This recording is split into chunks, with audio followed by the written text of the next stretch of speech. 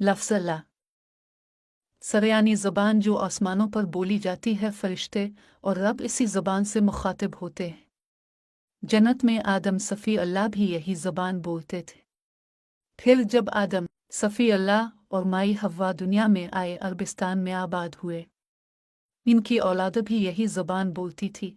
फिर के दुनिया में फैलाव की वजह से ये ज़बान अरबी, फ़ारसी, लातीनी से निकलती हुई अंग्रेज़ी तक जा पहुँची और अल्लाह को मुख्तलिफ़ ज़ुबानों में अलहदा अलहदा पुकारा जाने लगा।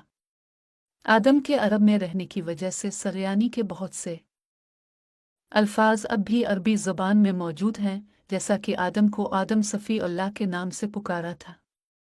किसी को नूह नबी अल्लाह, किसी को इब्राहिम खलील अल्लाह, फिर मूसा कलीम अल्लाह, ईसा रूह अल्लाह और मोहम्मद रसूल अल्लाह पुकारा गया। ये सब कलमे सरयानी ज़बान में लौ महफूज पर उन नबियों के आने से पहले ही दर्ज थे। तभी हुजूर पाक ने फरमाया था कि मैं इस दुनिया में आने से पहले भी नबी था। बाज़ लोगों का ख्याल है कि लफ्ज़ अल्लाह मुसलमानों का रखा हुआ नाम है, मगर ऐसा नहीं है। हज़रत मोहम्मद रसूल अल्लाह के वालिद का नाम अब्दुल्ला था, जबकि इस वक्त इस्लाम नहीं था, और इस्लाम से पहले भी हर नबी के कलमे के साथ अल्लाह पुकारा गया।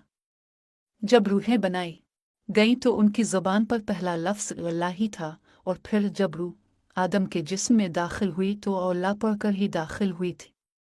बहुत से मज़ाहिब इस रम्ज़ को हक़ समझकर अल्लाह के नाम का जिक्र करते हैं, और बहुत से शुकूक और शुबहात की वजह से इससे महरूम हैं। जो भी नाम रब की तरफ इशारा करता है काबिल तज़ीम है, यानी अल्लाह की तरफ रुख कर देता है, मगर नामों के असर से मुतफर्रिक हो गए हुरूफ अबजद और हुरूफ तहजी की रूह से हर लफ्ज़ का हिंद से अलहदा होता है।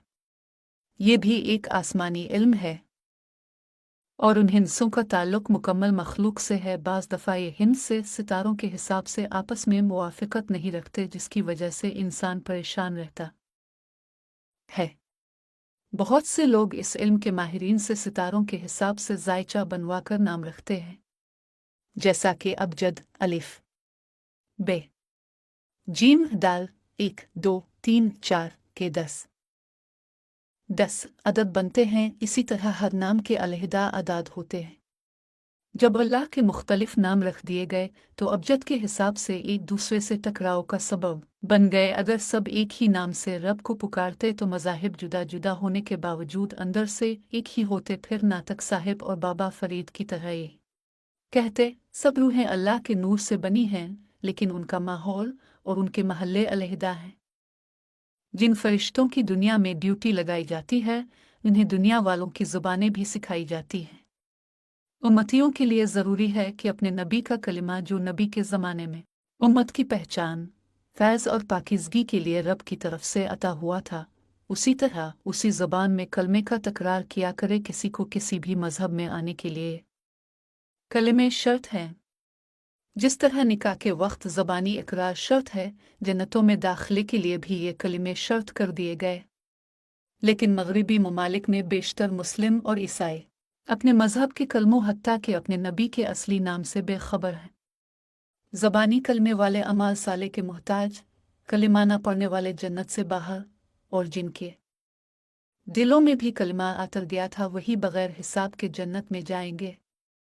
आसमानी किताबें जो जिस भी ज़बान में असली हैं वो रब तक पहुँचाने का ज़रिया हैं, लेकिन जब उनकी इबारतों और तर्जुमों में मिलावट कर दी गई, जिस तरह मिलावट शुदा आना पेट के लिए नुकसानदेह है, इसी तरह मिलावट शुदा किताबें दीन में नुकसान बन गई हैं। और एक ही दीन नबी वाले कितने फ़िरक़ों में बट गए। सिरात मुस्तकीम के लिए बेहतर है कि तुम नूर से भी हिदायत पा जाओ।